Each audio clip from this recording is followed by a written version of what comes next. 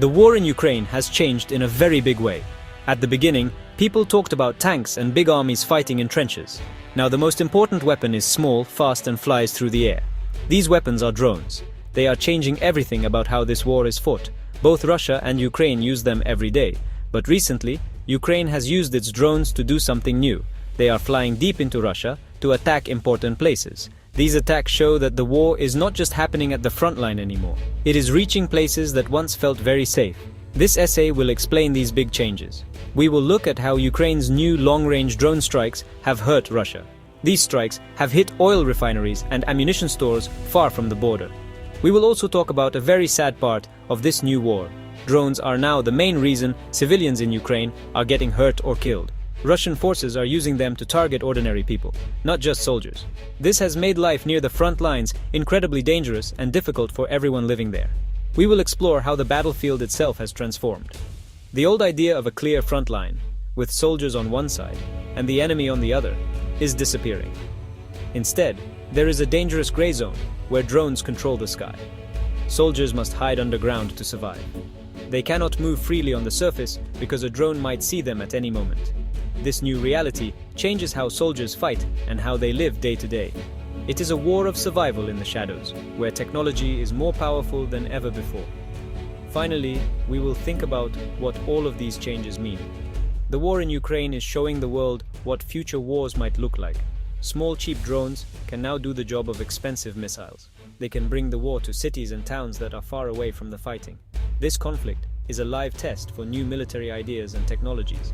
Understanding what is happening in Ukraine helps us understand the future of warfare, for better or for worse.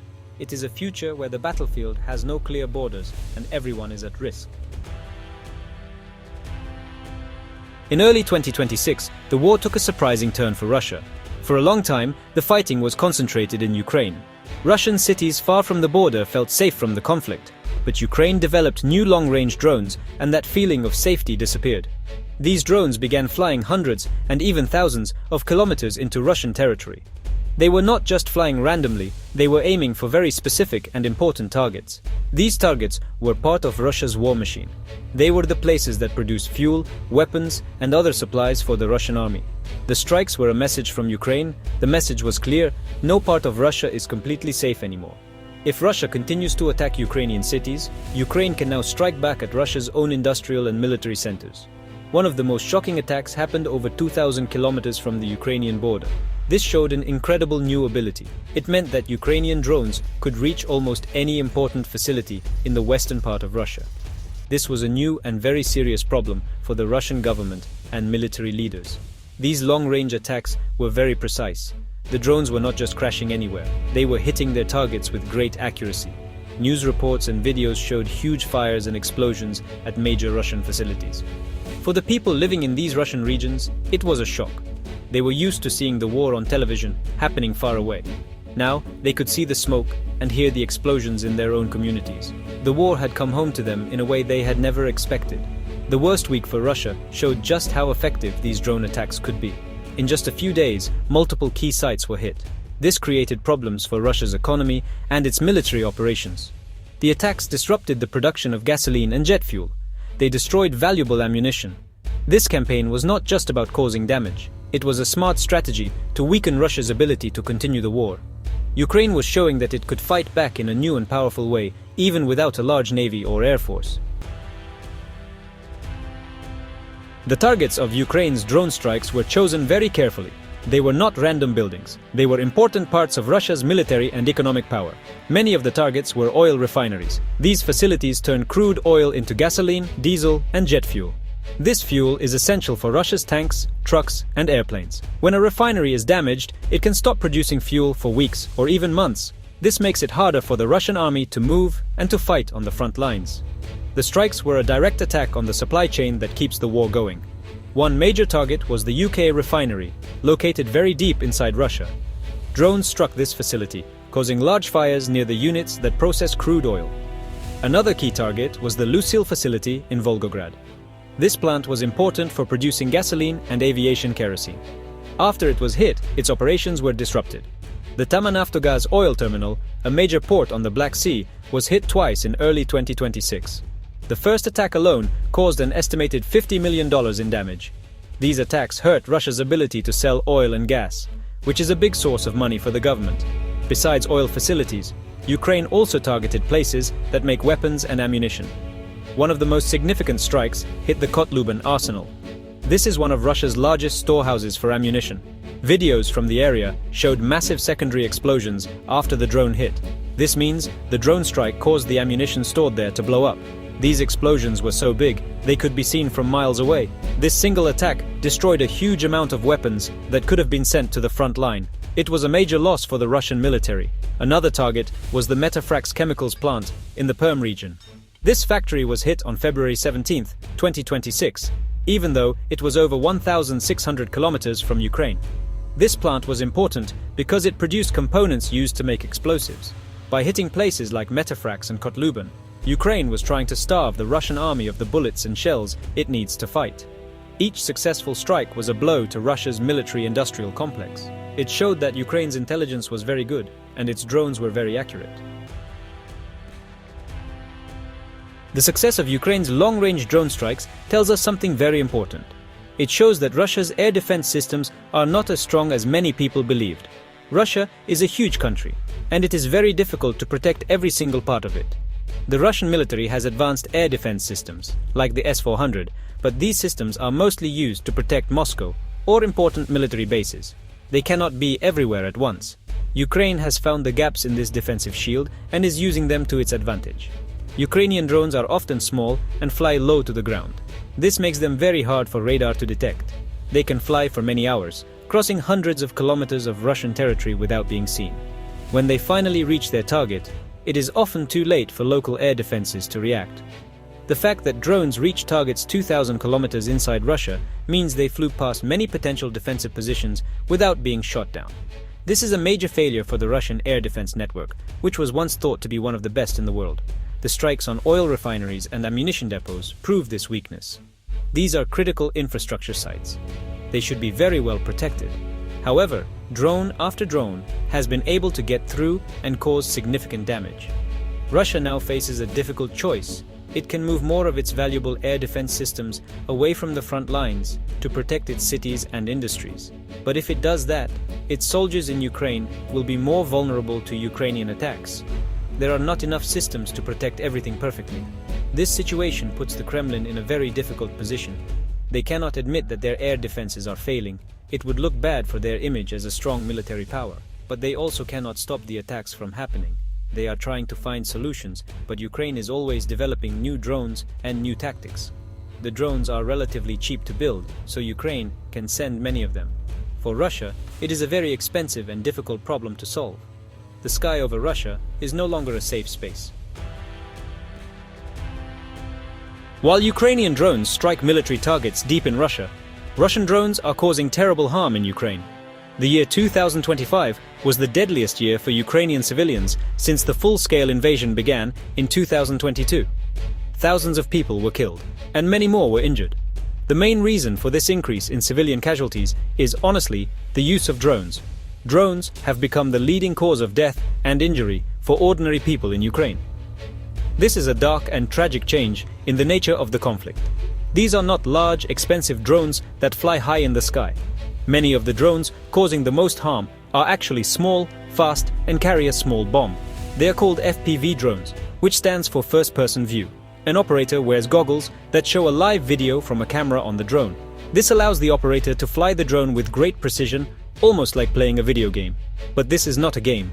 These drones are being used to hunt and kill people, turning everyday life into, well, a nightmare. The targets are often not military. Russian drone operators have been seen attacking people riding bicycles. They have targeted ambulances trying to rescue the wounded.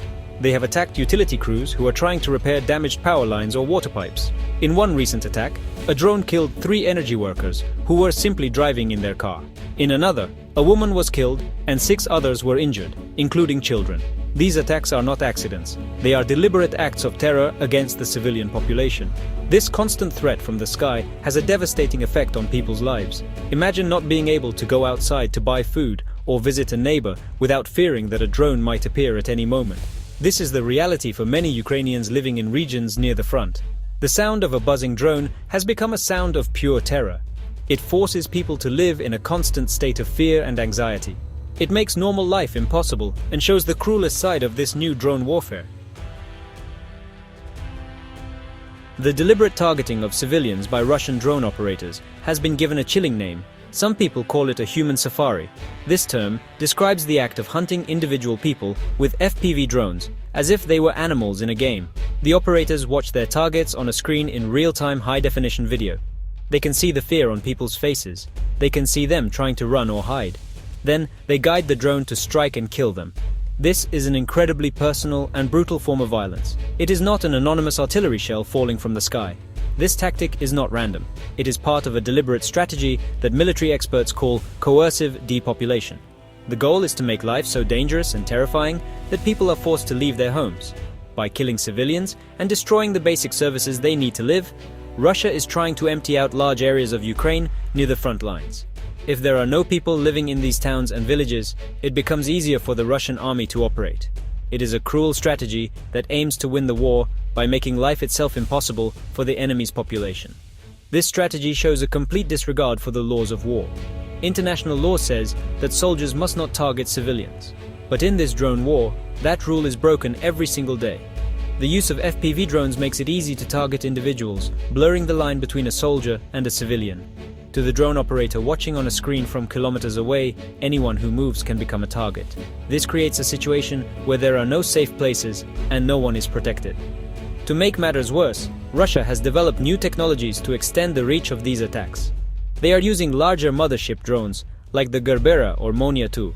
These big drones can carry smaller FPV kamikaze drones deep behind Ukrainian lines. They can release the smaller drones up to 100 kilometers from the front. This means that even towns and cities that were once considered relatively safe are now at risk. The zone of coercive depopulation is getting bigger, spreading fear and suffering even further into Ukraine. The constant presence of drones has completely changed daily life for both soldiers and civilians. On the battlefield, the age of soldiers charging across open ground is over. Any movement on the surface is incredibly dangerous. Drones are always watching from above, like invisible eyes in the sky. A soldier who stands up or walks out of a trench can be spotted instantly. Moments later, an FPV drone or an artillery shell guided by a drone can strike them. Survival now depends on staying hidden and staying still. For soldiers, this means life has moved underground. They spend most of their time in basements, bunkers, and deep trenches. They only come out at night or during bad weather, when drones cannot see as well. The traditional idea of a front line, a clear line on a map, has disappeared. Instead, soldiers from opposing sides might be living in the basements of adjacent houses, just meters apart. They can be stuck in these underground shelters for weeks or even months, unable to move. It is a claustrophobic and psychologically exhausting way to fight a war. Civilians living near the front face the same constant threat. They too have to live their lives in the shadows. Children cannot play outside. Farmers cannot work in their fields. People are afraid to drive on the roads or even walk down the street. The simple act of getting water or food has become a life-threatening mission. Many people spend their days and nights in cellars and basements, just like the soldiers. The sky, which used to be a symbol of freedom, has become a source of constant danger. This new reality is a war of survival. It is not just about fighting the enemy army. It is about surviving the technology that watches from above. Both soldiers and civilians have to learn new skills to stay alive. They have to learn how to camouflage their positions. They have to learn the different sounds that drones make. They have to learn to move without being seen. This is a very stressful and difficult way to live. The psychological toll of living under a permanent drone threat is immense for everyone involved. The war in Ukraine no longer has a clear front line. The classic maps that show a red line for one army and a blue line for another are now misleading. The trench lines of 2022 and 2023 have dissolved. In their place is a new kind of battlefield. Experts call it an infiltration zone, or a gray zone. This is a wide, deep area where neither side has full control. On the surface, this zone is mostly empty. It is too dangerous for soldiers to occupy it permanently. The real power in the gray zone belongs to the drones. In this gray zone, the idea of controlling territory has changed. A group of soldiers might capture a small village or a ruined building, but they cannot hold it in the traditional way. As soon as they move in, the enemy will see them with drones. Then, a constant stream of FPV drones, mortars, and artillery will start to attack them. They are forced to hide in basements and can only fight from there. They might control the basement of one house, while the enemy controls the basement of the house next door. Objective control of the ground is now a myth. This creates a strange and deadly situation. The battlefield is multi-layered. Drones control the sky. Below them, the surface is a no-man's land, a killing field. Under the surface, in cellars and bunkers, soldiers from both sides are hiding and fighting for survival. This is a three-dimensional war that is very difficult to understand with old military thinking. The conflict has become a war of survival in the shadows, where the true state of the battle is hidden from view. Traditional maps simply cannot capture this complex and fluid reality. This change makes it very hard for either side to make big advances. To launch a major attack, an army needs to gather a large number of soldiers and vehicles. But in the age of drones, such a concentration of forces is a huge target. It would be spotted immediately and destroyed from the air. This is one reason why the front lines have not moved much in a long time. The drones create a deadly stalemate. They make it very easy to defend and very hard to attack. The gray zone is a place where armies get stuck. In summary, the war in Ukraine has entered a new and defining phase, driven by the power of drones. Ukraine has shown it can conduct precise, long-range strikes deep inside Russia, hitting critical oil and military facilities. These attacks have exposed serious weaknesses in Russia's air defenses and have brought the economic consequences of the war directly to Russian soil. This demonstrates a significant shift in strategic capabilities, allowing Ukraine to weaken Russia's war effort far from the front lines. It is a new form of asymmetrical warfare where cheap technology can challenge a military superpower. At the same time, the conflict has become deadlier for civilians than ever before, largely because of drones. Russian forces are using FPV drones in a cruel campaign of coercive depopulation, deliberately targeting individuals in a human safari. This horrific tactic aims to make life untenable in large parts of Ukraine, erasing the distinction between combatant and non-combatant. The result is a humanitarian crisis where ordinary people must live in constant fear, hiding in basements to survive the ever-present threat from the sky. The battlefield itself has been fundamentally transformed. The concept of a clear front line has been replaced by a deep, deadly gray zone controlled by drones. In this zone, the surface is a no-man's land, forcing soldiers to live and fight from underground shelters. This has created a war of attrition and survival in the shadows, where traditional offensive maneuvers are nearly impossible. Drones have made it very difficult for either side to gain a decisive advantage on the ground, leading to a brutal and grinding stalemate. These changes in Ukraine offer a clear glimpse into the future of warfare. Future conflicts will likely be defined by swarms of cheap, intelligent drones rather than just tanks and airplanes. The battlefield will have no borders, extending into cities and industrial centers far from any front line. The ability to control the skies with unmanned systems will be crucial for victory. The war in Ukraine is a stark and tragic lesson. It shows that technology is rapidly changing the rules of war, making it more pervasive, more precise, and in many ways, more cruel.